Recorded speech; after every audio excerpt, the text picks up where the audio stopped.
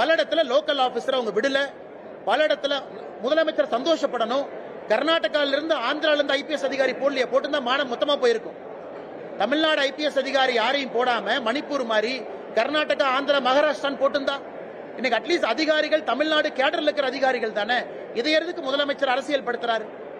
கரூர் சம்பவத்துக்கு துக்கம் அனுசரிக்கும் விதமா சட்டமன்றத்தில் அதிமுக சட்டமன்ற உறுப்பினர்கள் கருப்பு பேட்ச் அடிச்சுட்டு போறாங்க. அது ரத்த கொதிப்பான்னு சொல்லி அமைச்சரும் சபாநாயகரும் கிண்டல் பண்ணிருக்காங்க. அண்ணா, சபாநாயகரை பொறுத்தவரை அவருடைய செயல்பாடு கடந்த 4.5 ஆண்டுகள் பாத்தீங்கன்னா ஒரு திமுக தொண்டனை விட மிக சிறப்பாக இருக்கிறது. முழுசா 100 மார்க் கொடுத்துடலாம். திமுக தொண்டன் கூட கட்சி அந்த அளவுக்கு டிஃபெண்ட் பண்ணல. சபாநாயகர் முழுமையாக திமுகவை டிஃபெண்ட் பண்ணி 100க்கு 100 மார்க் வாங்கியிருக்காரு. முழு பாராட்டு அவருக்கு. ஆனா சபாநாயகர் வேலையை ஒரு நாளும் செய்யல. அவர் சபாநாயகர் இருக்கையில் அமர்ந்து கொண்டு அவர் இத்தனை காலமாக செய்வதெல்லாம் திமுக தொண்ட வேலை தான்.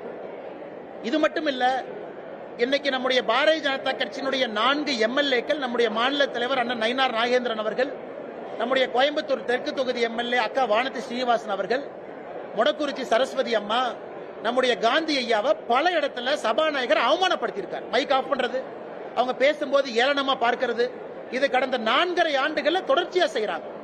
இன்னைக்கு அனைத்து இந்திய அண்ணா திராவிட முன்னேற்ற கழகத்தினுடைய சட்டமன்ற உறுப்பினர்கள் அந்த கருப்பு பேட்ச் அணிந்திருக்கும் பொழுது அதையும் மிக கேவலமாக சித்தரிச்சிருக்கிறாங்க.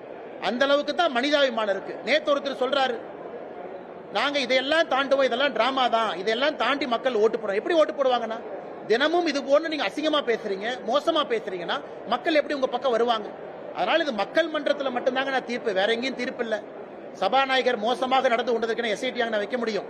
அதனால 2026 மக்கள் மன்றத்தில் சரியான மக்கள் தீர்ப்பு எழுதுவார்கள் என்று நம்புவோம். கரூர் விவகாரத்துல முதல்வர் வந்து பதற்றமடைந்து பயமடைந்து இருக்கிறாரு அப்படின்னு சொல்லி எடப்பாடி பழனிசாமி வந்து சொல்லியிருக்காரு.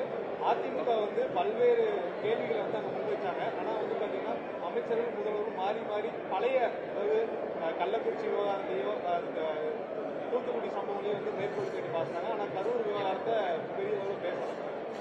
ஆனா அதனாலதான் பாத்தீங்கன்னா நேத்து நான் வேற எந்த செய்தித்தாளையும் சொல்லிங்கன்னா தினகரன்ல செய்தி வந்துச்சு.